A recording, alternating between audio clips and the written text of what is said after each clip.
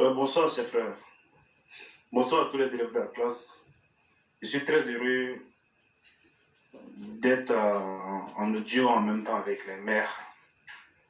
Chers frères, l'ignorance, ça peut conduire tout un peuple à la perdition.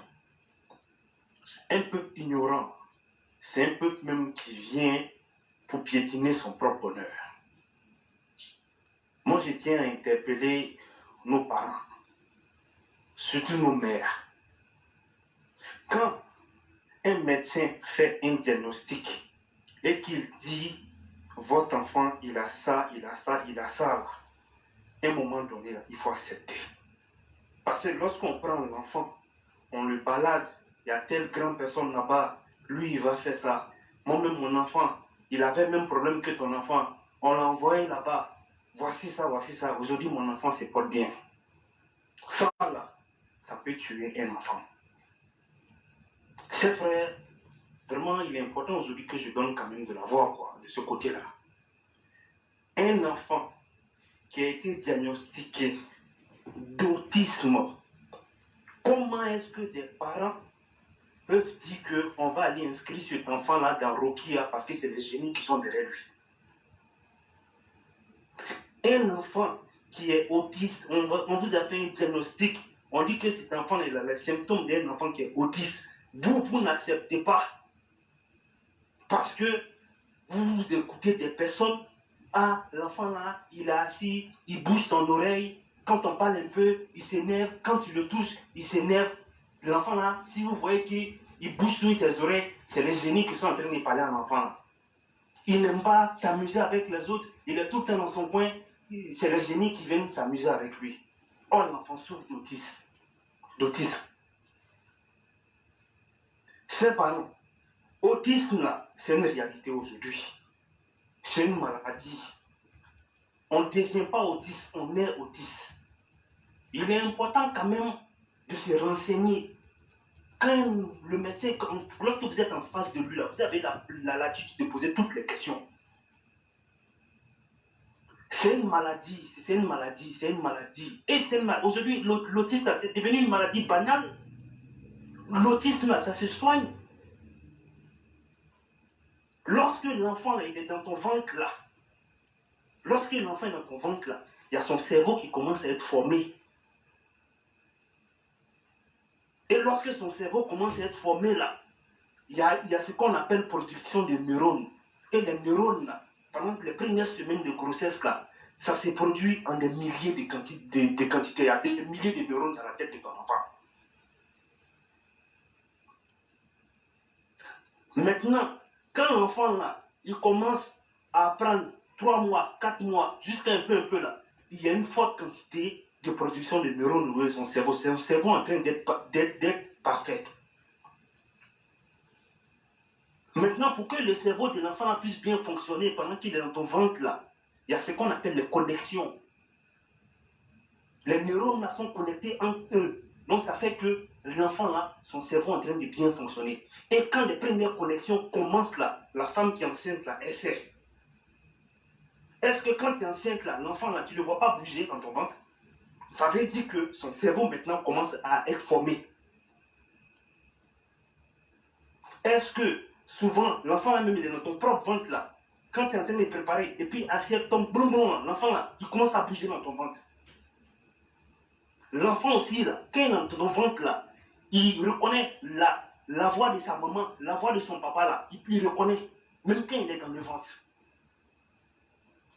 Donc, quand ton enfant naît, là, quand l'enfant vient maintenant au monde, là, son cerveau, là, ça contient, on estime à 100 milliards de neurones. Ça veut dire que tout ce dont il a besoin dans sa vie. Donc, ça veut dire que l'enfant, il est né, là, aujourd'hui, là, ça va. Sa tête, là, c'est bien prêt pour affronter le monde. Maintenant, d'où sort le problème de l'autisme, là? L'autisme, ce sont des enfants qui sont nés généralement, généralement, c'est des enfants prématurés, qui sont plus exposés à l'autisme. Mais cela ne veut pas dire que des enfants qui sont nés de façon normale, ne sont pas aussi exposés à l'autisme. Tout se passe au niveau du cerveau. Lorsque l'enfant doit naître là, souvent il y a des enfants entre 7 mois et 9 mois, pendant qu'ils sont dans le ventre de leur maman là, il y a un processus qu'on appelle le lissage du cerveau. Donc ça veut dire que toutes les neurones qui sont en quantité dans sa tête là, pendant 5 mois jusqu'à 9 mois là, il y a ce qu'on appelle, il y a un travail propre qui est en train de se faire pour que de telle sorte à ce que l'enfant puisse sortir. Mais souvent il y a des enfants là, cette quantité de travail là n'est pas bien fait. Donc ça fait que quand l'enfant là naît, l'enfant là, il a des troubles de comportement. Donc il y a des enfants aussi, quand ils naissent prématurés, à 7 mois, il n'a même pas eu le temps même de bien s'informer. Et là, il est né prématuré. Même si on met l'enfant là dans une couvreuse, là, ça ne peut pas remplacer le travail que les liquides amniotiques faisaient. Donc, ces enfants-là, quand ils viennent là, en réalité, les enfants autistes, ce sont les enfants les plus intelligents. Mais sauf que, comme le travail n'a pas été fait correctement, donc ça fait qu'ils ont des troubles de comportement. Donc ça fait que l'enfant, quand il naît, dans la période où son cerveau devait être prêt là, ça veut dire qu'il y a peut-être une zone de son cerveau qui reçoit les informations au niveau du son là. Tellement il y a des neurones qui sont dans cette zone là, donc ça fait que c'est amplifié pour lui. Donc cette partie du cerveau là n'arrive pas, n'entend pas les bruits comme nous. Ça amplifie ça pour lui. Il y a des enfants aussi là, ils sont autistes. Eux là, il ne faut même pas les toucher même. Parce que pour lui, il est hyper sensible au toucher. Pour lui, quand tu le touches là, c'est comme si ce que tu es en train de faire là, c'est comme si tu multipliais même la douleur par 10. Mais ces enfants là, on soigne ces enfants là. La meilleure manière de soigner un enfant autiste là, c'est tellement simple. On enseigne à l'enfant les compétences sociales et la gestion des émotions. C'est tout. Raison pour laquelle on demande aux mamans de beaucoup observer les enfants. Parce que si toi, ton enfant, tu vois, il a 2 ans, l'enfant là, il ne parle pas, l'enfant il a le comportement bizarre, tu te laisses emporter par les propos des gens pour dire, oh, mon enfant là, il était ceci, cela, il était comme ça, on a pris, on est parti faire Rokia. Rokia là, ils ont chassé les jeans derrière lui, l'enfant là s'est retrouvé. Mais ton enfant, il est autiste. Il est juste autiste. Donc ces gens d'enfants-là, ce ne sont pas des enfants sorciers, comme on fait croire aux gens, ce ne sont pas des enfants... En fait, là, ce sont des enfants comme les autres, mais sauf qu'ils ont une particularité. Ils ont juste une particularité. Maintenant, un enfant normal, l'enfant normal, lui-même qui naît là, même de façon normale, là, qui n'a pas de problème, là, c'est un enfant avant sa naissance et pendant la petite enfance, là. Son cerveau est dans une période de croissance intense. Ça veut dire quoi? L'enfant là, son cerveau là est prêt pour tout apprendre.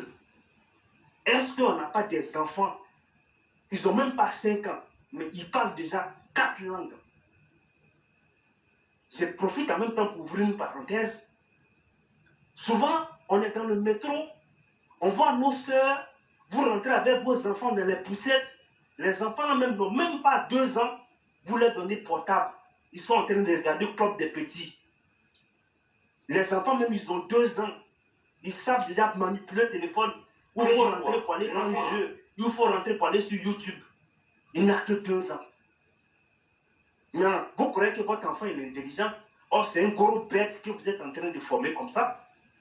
Raison pour laquelle il est interdit aux enfants de regarder la télévision, les écrans des portables là. Il y a un âge où l'enfant lui-même doit même pas, on doit couper l'enfant de tout ça là. Maintenant, revenons aux autistes. Pour les autistes là, pour enseigner ces enfants là, il y a des spécialistes qui sont là. Et ces spécialistes là, il y a ce qu'on appelle le psychomotricien. Il y a ce qu'on appelle également l'orthophoniste. Et il y a des éducateurs et éducatrices spécialisés pour les enfants autistes. Donc l'enfant, lui là, dans son développement là, il a besoin de ces personnes là pouvoir attraper le retard qu'il a sur les autres enfants. Le psychomotricien, là, lui, là, c'est une personne qui est là pour apprendre à l'enfant à maîtriser son corps. Parce que quand un enfant maîtrise son corps, il a une confiance en lui. Quand il maîtrise son corps, ça veut dire qu'il peut gérer ses émotions. Et c'est un travail à longue haleine.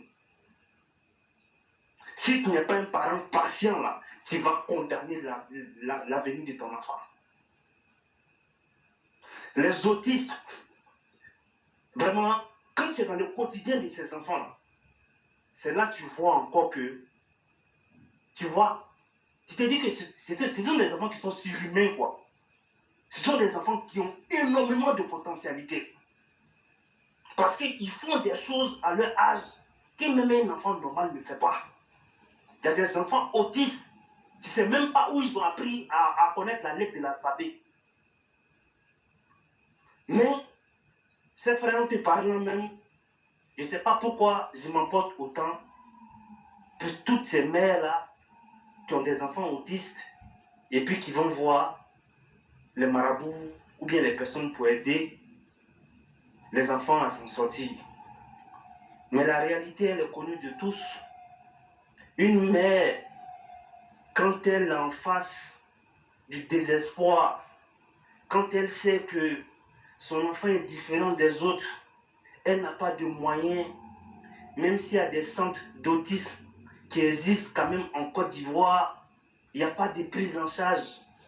Elle habite peut-être à 800 km de la capitale, là où se trouve le centre d'autisme. Elle n'aura pas d'autre choix que d'aller vers ce chemin facile-là. Tout simplement parce qu'on a des ministres comme les Nasser Touré là qui ne veulent rien faire. Elle s'occupe de la petite enfance. Mais ces enfants autistes là qui sont aujourd'hui en Côte d'Ivoire là, comment est-ce qu'on gère ces enfants là? On a la ministre de la Solidarité aussi qui est là. Qu'est-ce qu'elles font pour ces enfants là? Donc une mère va forcément aller se retrouver dans ce genre d'endroit là. Donc on condamne la vie de l'enfant. Or l'enfant en réalité il a d'énormes potentialités. Le seul problème qu'un enfant autiste a, ça veut dire que la maladie va lui laisser quand même des séquelles. Ce que les études ont montré, ce sont des enfants qui ne savent pas mentir. Ça, c'est la qualité d'un enfant autiste. Ce sont des enfants qui ne savent pas mentir. Et quand ils grandissent là, leur défaut, lorsqu'ils sont avec leurs semblables, on trouve qu'ils sont crus dans leurs propos. On trouve que c'est des personnes qui sont trop carrées dans les process. Les enfants autistes, il y a d'autres aujourd'hui qui sont des avocats, il y a d'autres qui sont des médecins, des grands chercheurs, mais pourtant, c'est des enfants qui sont autistes. Donc, chers parents, évitez de vous encombrer avec ces personnes qui viennent vous dire n'importe quoi sur des enfants. Un enfant autiste, ce n'est pas parce qu'il a un retard dans le parler. Sinon, en réalité, c'est des enfants qui parlent, mais sauf qu'ils ne communiquent pas, c'est tout. Ils ne communiquent pas, c'est tout.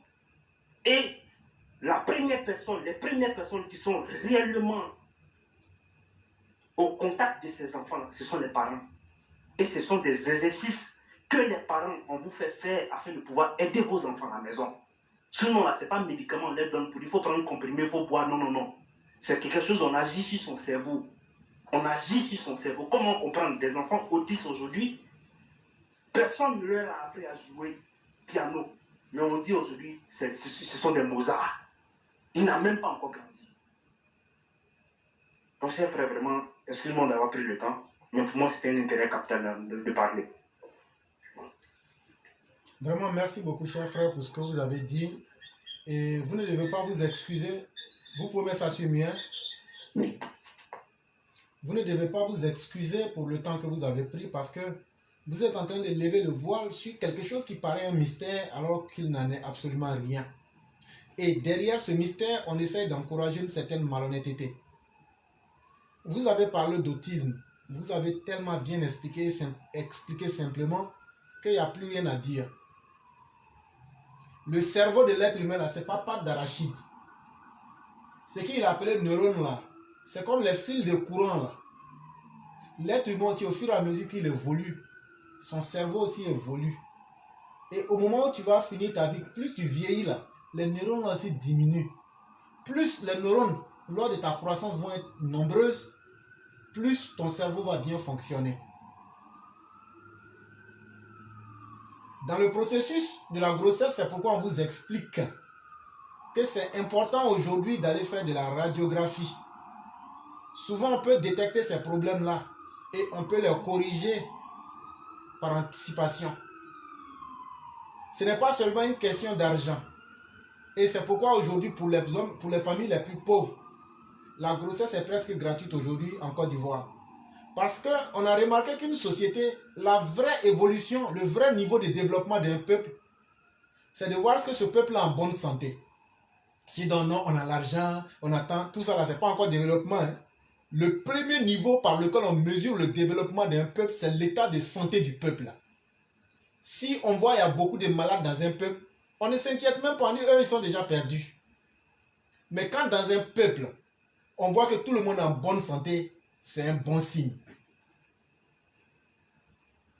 Et donc, chers parents, aujourd'hui, avec toutes les facilités que le président a fait là, toi, tu restes dans l'ignorance pour dire non, non, non, aller à l'hôpital là, c'est toujours problème. Pour aller vérifier là. Quand tu vas avoir un enfant avec des malformations, en désespoir de cause et déjà pris dans les engrenages de l'ignorance, tu dis, ah, c'est le diable qui a fait ça, ou bien on a lancé sort à mon enfant, ou bien quand j'étais en grossesse là, j'ai marché sur œuf au carrefour. Ou bien la pauvre grand-mère qui est restée au village, on lui transfère la culpabilité en disant que quand elle est venue ici lors de son dernier voyage, un matin je l'ai vue, elle était très fâchée, donc c'est elle qui a dû faire ça. Cher frère, ce que tu viens d'évoquer là, c'est tellement important.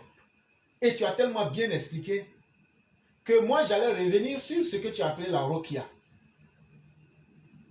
La Rokia là même, ça vient d'où? On va aller très rapidement, on ne rentre pas dans beaucoup de détails. Bizarrement, ceux qui disent que eux, c'est eux qui sont les promoteurs de la taqwa. Je parle des wahhabites. Je parle des compagnons d'Imam Abdul Wahhab. On sait comment vous avez conquis la Mecque. Vous pensez que vous, les musulmans, on ne vous connaît pas? Quand je vais parler, on m'a dit tu es islamophobe. Alors que ce que j'ai dit là, il y a des millions de wahhabites qui sont sur la terre. Mais venez, vous allez me dire que ce que j'ai dit est faux. Venez me dire simplement que ce que j'ai dit est faux. Est-ce que c'est le prophète qui a envoyé le wahhabisme en islam? En islam, après le décès du prophète, on va voir la naissance du chiisme. Mais à part le chiisme, là, toutes les 4 grandes écoles, je parle de l'école d'Imam Hanifa, Hanbal, Shafi et j'oublie l'autre, Imam Malik, tous ceux-là sont des musulmans sunnites. Donc en réalité, ce n'est qu'un seul corps. Et qu'est-ce que votre Coran même vous dit dans la Sourate 109? Lakum dinukum waliyadin. À chacun sa religion, que chacun fasse ce qui lui plaît. Dans un autre verset, que vous soyez juif, sabéen, chrétien, musulman, c'est Dieu seul qui sait comment il va juger chacun. Parce qu'on peut facilement juger quelqu'un. Mais Dieu sait ce qui est caché et Dieu sait ce qui est apparent. Et c'est lui qui sait dans quelles conditions un être humain a évolué et c'est lui seul qui peut juger un être humain. Vous qui avez menti à nos parents africains, ah, si tu as attaché quelque chose ici, c'est mauvais. Si tu as attaché quelque chose dans ton cœur, c'est mauvais. Chaque culture et chaque zone géographique du monde a ses réalités. Ah non, il faut rien, il faut croire en Dieu. Ah, mais vous aujourd'hui, vous ne croyez plus en Dieu. Et donc, pour être dans votre forfaiture, vous venez mentir que la ruqya, c'est la médecine du prophète, c'était comme si, c'était comme ça. Et donc, comme si c'était quelque chose de nouveau, et que c'est vous qui détenez cette science-là, alors que vous êtes en train de faire de la malhonnêteté déguisée. Mais voilà les conséquences. Dieu n'a pas créé la médecine en disant aux gens non, c'est optionnel, c'est facultatif. Si tu veux, tu te soignes à l'hôpital. Si tu veux, tu ne te soignes pas à l'hôpital. Aujourd'hui, tel qu'on vit là, c'est devenu une nécessité. Est-ce que le prophète même de l'islam ne se soignait pas? Est-ce qu'il ne se soignait pas? Est-ce que c'est la roue qui a faisait pour se soigner? Il y a le domaine de la foi, mais il y a aussi le domaine de la réalité. La foi, c'est un choix de croire en quelque chose. Et rien de plus. Mais les réalités humaines là, on ne peut pas échapper. Et c'est pourquoi dans votre propre Coran, lorsque les gens vont vers le prophète, on lui dit, mais il faut dire à Dieu, pourquoi il n'amène pas les anges sur la terre? Là, nous, on sera convaincus. Il leur répond, il dit, les prophètes là, ils vont au marché, ils mangent comme vous, ils dorment comme vous, et puis ils vont au WC comme vous. Donc le prophète nous disait, tout ce qui est dans le domaine de l'ordre de l'humain, en tant que pièce mécanique là, quand tu es malade là, tu te soignes. Donc quand vous dites médecine du prophète là, le prophète n'a pas inventé de médecine. Donc c'est de l'escroquerie. Mais surtout ce qui est énervant, c'est vous qui dites que non, un être humain doit être saint. Il ne doit croire en rien d'autre que Dieu. La taqwa. Et donc quand c'est comme ça là, il ne faut pas avoir des bagues, il ne faut pas avoir des temps, il ne faut pas porter gilet par balle. Si tu es policier, il faut croire en Dieu seulement. Gilet par balle là, si tu portes, tu as ajouté quelque chose à Dieu, tu as fait bida. En Arabie Saoudite, là, les policiers ne portent pas gilet par balle. Mais vous avez réussi à blaguer nos parents africains. Aujourd'hui, l'Africain est devenu l'homme le plus nu. Tout le monde peut se moquer de lui. Mais c'est vous aujourd'hui encore qui revenez pour essayer de dominer les gens et pour essayer de les endoctriner. Vous ramenez une pratique de la jahiliya. Dites-vous, les musulmans, on vous connaît. Je n'ai pas dit que les musulmans sont mauvais, mais il y a beaucoup de mauvaises personnes incrustées dans l'islam. Et c'est pourquoi la sourate Al-Munafiqun, quand c'est descendu, c'est sur vous, les mauvais parmi vous. En fait, là, la pratique de la ruqya, là, ça commence où? C'était les mêmes pratiques que le prophète est venu combattre là. La croyance aux dieux multiples et aux forces occultes. Ça commence, c'est ce qu'il appelle la période de l'obscurantisme ou de l'ignorance qu'on appelle en arabe la jahiliya. Et c'est ces mêmes pratiques-là que vous êtes en train de ramener. Mais comme vous savez que vous ne pouvez pas aujourd'hui le faire sans l'islam, vous prenez l'image du prophète, médecine prophétique pour mentir aux gens. Bon, maintenant, faisons la ruqya. Mais et si moi je n'ai pas la foi? Si moi je ne suis pas musulman, ta ruqya là, ça va marcher comment sur moi? Et donc, quelque chose. Et c'est pourquoi je vous disais, la foi, c'est dans l'ordre des croyances. C'est dans l'ordre du métaphysique. Ça n'a rien à voir avec le réel. Si tu ne manges pas, tu vas mourir. Si tu es malade, tu ne te soignes pas, tu vas mourir. Et donc, chers parents, faisons beaucoup attention. Pendant que les autres sont en train de nous tromper pour éviter, pourquoi on laisse tomber notre culture? Pourquoi on laisse tomber ce qui peut faire qu'on peut se faire respecter parmi les autres? Eux-mêmes essaient encore de ramener leurs idées obscurantistes. Ce que le prophète même de l'islam a combattu, il ramène ça sous une autre forme pour nous imposer ça. Pour que notre peuple soit beaucoup plus malade. Et donc, chers frères, quand tu as évoqué ce sujet, c'est tellement bienvenu que moi, je regarde ces gens, ça me fait rire. Ils disent que c'est les djinns. Mais qu'est-ce qu'on appelle djinn d'abord en arabe? Parce que c'est vous qui êtes musulmans, c'est vous qui connaissez votre religion. Mais nous autres, en tant que des observateurs, on vous regarde. Et on a appris aussi à côté de vous. Je n'ai pas dit que je connais l'islam, que j'en suis un spécialiste. Mais allez prendre le dictionnaire arabe al-Akram. Regardez la signification du mot djinn. Et puis, ayez le courage de dire ça devant tout le monde. Djinn ne signifie pas les êtres imaginaires, les êtres, je vais dire, supranaturels que vous imaginez ou métaphysiques que vous imaginez. Dans un premier sens, djinn peut signifier quelqu'un qui ne partage pas les mêmes cultures, les mêmes valeurs culturelles que moi. Par exemple, moi je suis dans mon entité d'Africain. Quand je vois un occidental, je suis son djinn et il est mon djinn parce que nos cultures sont cachées les unes aux autres. Il y a une barrière qui fait que on ne sait pas qui est qui. Donc en arabe, quelqu'un qui est étranger peut être appelé djinn aussi. C'est-à-dire, moi je quitte là, je m'en vais dans un autre pays. Je suis étranger aux coutumes, je suis étranger aux lois. Donc souvent même je vais faire quelque chose sans savoir que je suis en train de me compromettre. Mais quand on va rappeler que non, c'est un djinn. Ah non, simplement pour dire que c'est un étranger là où il se trouve. Mais ça ne s'arrête pas là. Le mot djinn aussi peut signifier microbe. Ce que vous voyez, quand on prend un microscope pour regarder là, on peut regarder ça. Exemple, je vous donne, allez dans votre propre islam, lorsque vous devez rentrer dans la douche, vous avez une bénédiction que vous dites, vous les musulmans. La bénédiction, ça signifie quoi? Oh mon Seigneur, protège-moi des êtres, des djinns qui se trouvent en ces lieux. Mais il y a quel génie, il y a quel djinn dans WC? Si ce ne sont que des endroits où l'on dépose des souillures, qui sont des lieux de prolifération des microbes, quel autre djinn, quel autre facteur caché tu peux trouver là-bas? Mais le prophète, quand il vient avec son islam, c'était au 7e siècle. Quand tu dis microbe là, même jusqu'à ce qu'on crée le microscope là, les gens considéraient beaucoup de maladies comme mystiques. Mais quand on vient, on a regardé avec le microscope, on a vu, on dit non, non, non, c'est tel ça qui fait ça. Allez prendre l'histoire de la peste noire en Europe. Et donc l'être humain est un être qui est condamné à évoluer. Mais quand on retire le développement à l'être humain pour le ramener dans l'obscurantisme, c'est que le prophète même a combattu en prenant le maquillage de l'islam. Non, c'est la médecine du prophète. Ça s'appelle de la malhonnêteté. Vous êtes en train de mentir sur le prophète.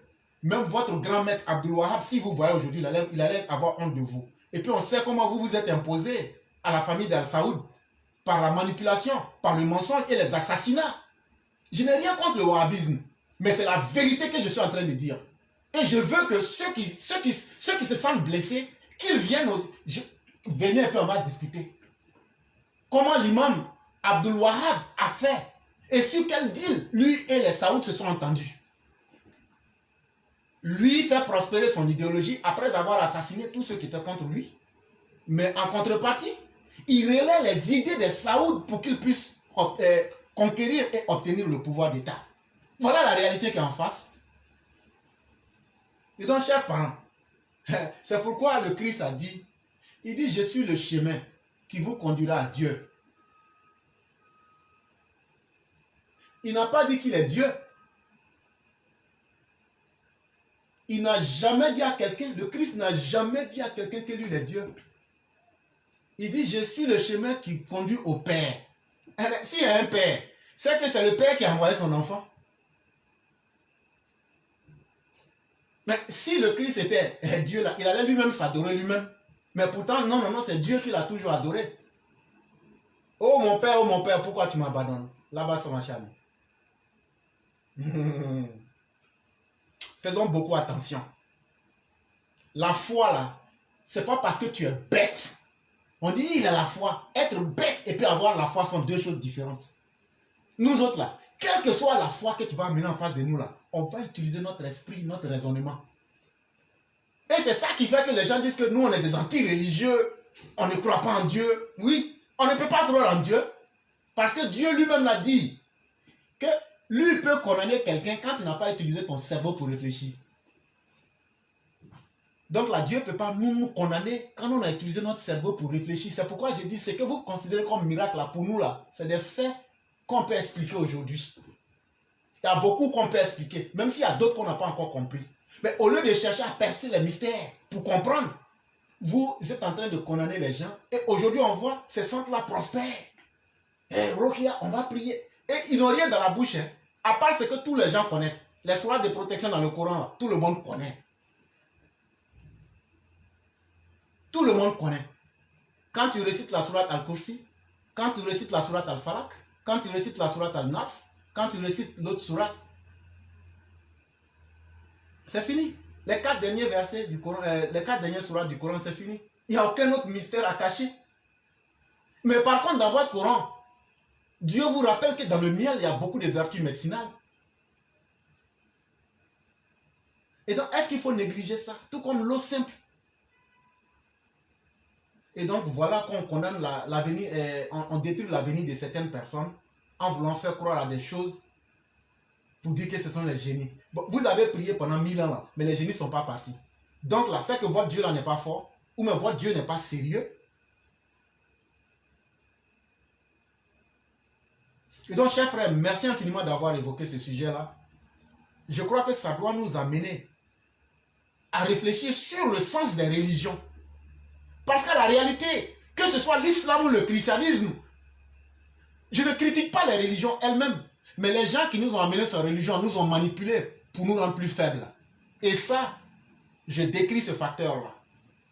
Les religions en elles-mêmes ne sont pas mauvaises, mais telles que les autres ont voulu qu'on les pratique, ils ont abusé de l'ignorance de nos parents. Et ça, il faut avoir le courage de le dire en face. Et c'est à nous donc de réfléchir et de nous recentrer sur nous-mêmes pour ne pas accepter n'importe quoi. Pour dire non, non, non, lui, il ne réfléchit pas, donc il a la foi. Lui, il est violent, il a la foi. Non, lui, c'est un one gamme. Donc lui, tout ce qu'il a, c'est ça. La religion, c'est pas ça. Le prophète était l'un des hommes les plus intelligents de son époque. C'est ce qui lui a permis de convaincre, son intelligence lui a permis de convaincre le roi. Le plus puissant de son époque a accepté l'islam. C'est pourquoi, lorsqu'ils vont signer le traité d'Hudaybiyah, le premier traité entre l'islam et le prophète et les gens de la Mecque, si je ne me trompe pas du nom, il a accepté parce qu'il était plus intelligent que eux. Parce que c'est que les gens qui ne croyaient pas en sa religion disent non, non, non, non, ne crois même pas en tant que toi. Tu dis que tu es prophète. Allô, éclairé, on t'entend plus, hein? Ah, vous ne m'entendez pas? Ah, j'ai cru que c'était de mon côté, donc c'est chez Éclaireur un peu le souci. On l'entend plus. On l'a perdu. Ah, ok. Donc, il y a longtemps? Éclairé, si tu nous entends. En conclusion, ce que je comptais dire, je comptais remercier tout le monde pour les différentes interventions. Mais moi, je comptais dire simplement aux parents, dans la vie, là, tu peux ne pas savoir lire, tu peux ne pas savoir écrire, mais cela ne t'empêche pas aujourd'hui d'aller auprès de ces personnes-là qui savent lire, écrire et poser des questions. Ce que je peux également dire, je vais me baser juste sur un verset biblique pour pouvoir faire comprendre, pour pouvoir faire passer un message. Il est écrit dans la Bible que Dieu a créé l'homme à son image. Dans ce verset-là, des gens croient que quand on dit Dieu a créé l'homme à son image, là, ça veut dire Dieu a pied, Dieu a tête, Dieu a bras, Dieu, voilà. C'est pas ça. En gros, ça veut dire que Dieu, il a donné la connaissance à l'être humain pour que l'être humain puisse avoir une domination sur les autres créatures. Est-ce que en Occident ici, c'est pas un chien qui dirige un aveugle? Est-ce que c'est pas le chien qui aide l'aveugle à aller dans un supermarché?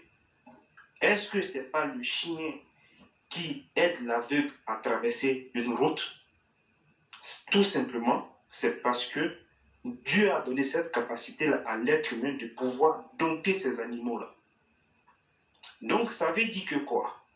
Si l'être humain a cette capacité de pouvoir dompter ces gens d'animaux-là, ça veut dire que pour toi, le parent qui a un enfant autiste, là, il y a des êtres humains aussi qui peuvent aider ton enfant de telle sorte à ce que cet enfant-là puisse être un enfant comme les autres. Parce que dans le monde, là, même quand on regarde nos doigts n'ont pas la même taille. Et chaque enfant a sa manière d'évoluer. Il y a des enfants qui ont besoin d'aide. Par contre, il y a d'autres qui sont complètement autonomes. Mais cela ne veut pas dire que tu as eu un enfant génie ou bien un enfant démon. C'est pas ça que je comptais terminer. Ok. Et donc, qui souhaiterait être la seconde personne? Je vais suivre Éclaireur. Ok, il n'y a pas de problème. Je vais suivre pour dire que tout à l'heure, on a évoqué que la première dame devrait se pencher sur la question et prendre cette question à bras le corps. Moi, je dis non. Si elle peut le faire, oui, c'est tant mieux, mais je dis non, que c'est trop facile. On ne va pas comme ça, à chaque fois, exempter ces personnes qui ne font pas leur travail et le laisser faire par d'autres personnes qui n'ont rien à voir avec leur fonction. Et je dis que non, il faut les mettre à l'épreuve du poste que ces personnes occupent. Donc, nous, ici, on a évoqué un cas qui représente plusieurs et on veut voir maintenant, dès cet instant-là, des actions se mener pour apporter l'aide nécessaire à tout enfant dans cette situation ou même d'autres, plus même encore, pourquoi pas.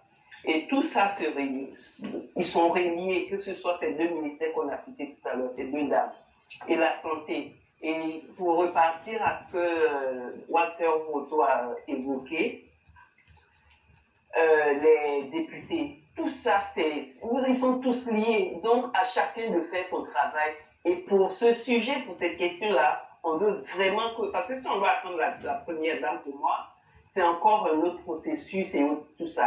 Ces femmes, ces deux ministres-là ont déjà leur fonction et leur fonction demande qu'elles fassent ce travail-là. Donc, on attend une suite dans un bref délai. C'est sur ça que je voulais